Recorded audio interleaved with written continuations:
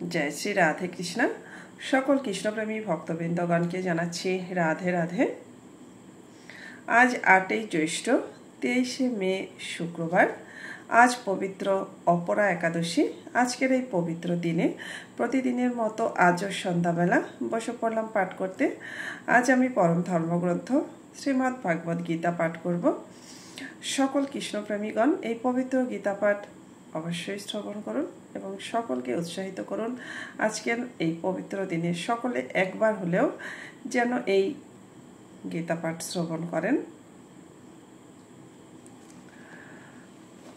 ভগবান বলেছেন, যে সকল মানুষ দোষ দৃষ্টি রহিত হয়ে শ্রদ্ধা সহকারে আমার এই মতের সর্বদা অনুসরণ করেন তারাও সমস্ত কর্মবন্ধন হতে মুক্ত হয়ে যান।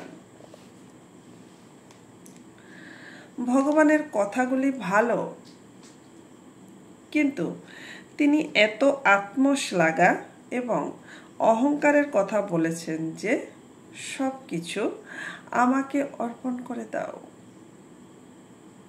অথবা এই কথাগুলি ভালো বটে, কিন্তু কর্মের দ্বারা কি করে ভগবত প্রাপ্তি হতে পারে?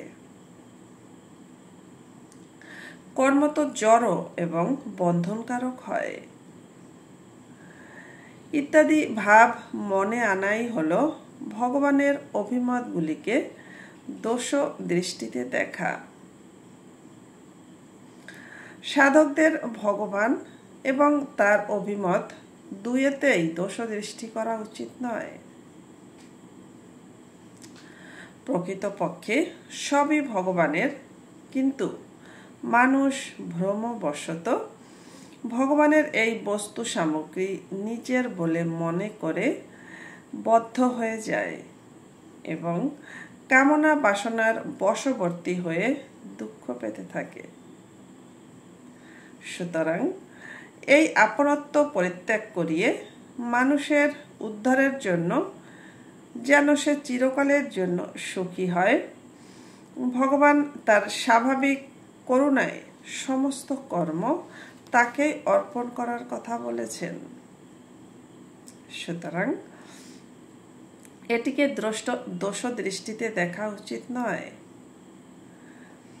এ তো প্রকৃতপক্ষে ভগবানের পরম সৌহার্দ্য, করুণা এবং বাৎসল্যেরই পরিচায়ক যে তার কোনো অপূর্ণতা এবং প্রয়োজনীয়তা না থাকলেও শুধুমাত্র মানব কল্যাণের উদ্দেশ্যেই তিনি সমস্ত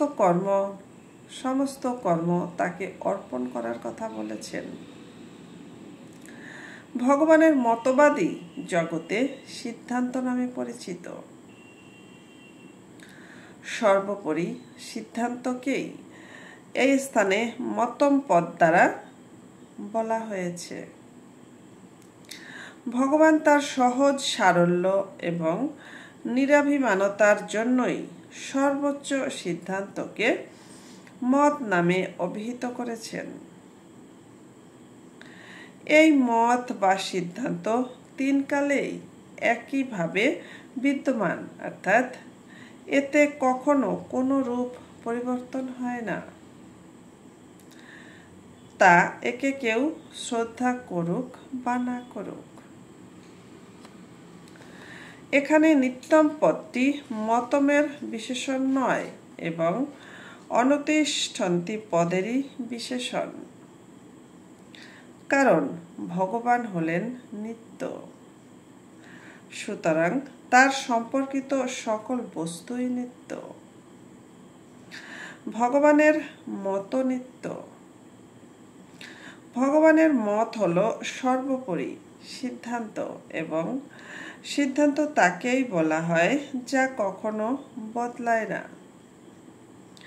সুতরাং ভগবানের মত নিত্য তো বটেই, ভগবানের মত নিত্য তো বটেই, তাই তার অনুষ্ঠানও সর্বকালে হওয়া উচিত।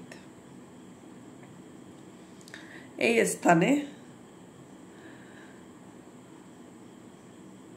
ক্রিয়া বিশেষণ নিত্যম পদটি ব্যবহারের তাৎপর্য হলো এই যে ভগবানের মতের প্রতি নিত্য নিরন্তর সর্বদা স্থির চিত্ত থাকাই হলো এর অনুষ্ঠান করা।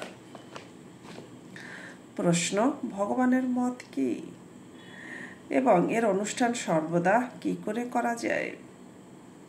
উত্তর, প্রাপ্ত কোনো বস্তুই নিজের নয়, এই হলো ভগবানের মত। শরীর, ইন্দ্রিয়াদি, মন, বুদ্ধি, প্রাণ, অর্থ, সম্পদ, পদার্থ ইত্যাদি সকল প্রকৃতির কার্য এবং জগৎ সংসার প্রকৃতির কার্য। তাই এই বস্তুগুলির জগতের সঙ্গে ঐক্য থাকে এবং পরমাত্মার অংশ হওয়ায় স্বয়ংয়ের পরমাত্মার সঙ্গে ঐক্য থাকে। সুতরাং এই বস্তুগুলি কারো ব্যক্তিগত নয়, বরং এগুলির ব্যবহারের অধিকার ব্যক্তিগত। তাছাড়া সদ্গুণ, সদাচার, ত্যাগ, বৈরাগ্য, দয়া, ক্ষমা ইত্যাদিও ব্যক্তিগত নয়, বরং ভগবানের। এই সম্পদ দৈবী অর্থাৎ ভগবৎ প্রাপ্তির সম্পদ হওয়ায় এগুলিও ভগবানেরই। এই সদ্গুণ, সদাচার ইত্যাদি যদি ব্যক্তিগত হতো তাহলে এর ওপর আমার সম্পূর্ণ অধিকার থাকতো এবং আমার সম্মতি ছাড়া এতে আর কারো অধিকার থাকতো না। এগুলি নিজের মনে করলে অভিমান জন্মায়, যা আসরি সম্পদের মূল কারণ। যে বস্তু নিজের নয় তাকে নিজের বলে মনে করলে এবং সেটি লাভের আশায় কর্ম করলে তা বন্ধনের কারণ হয়। হরে কৃষ্ণ। আজ এটুকুই। রাধে রাধে।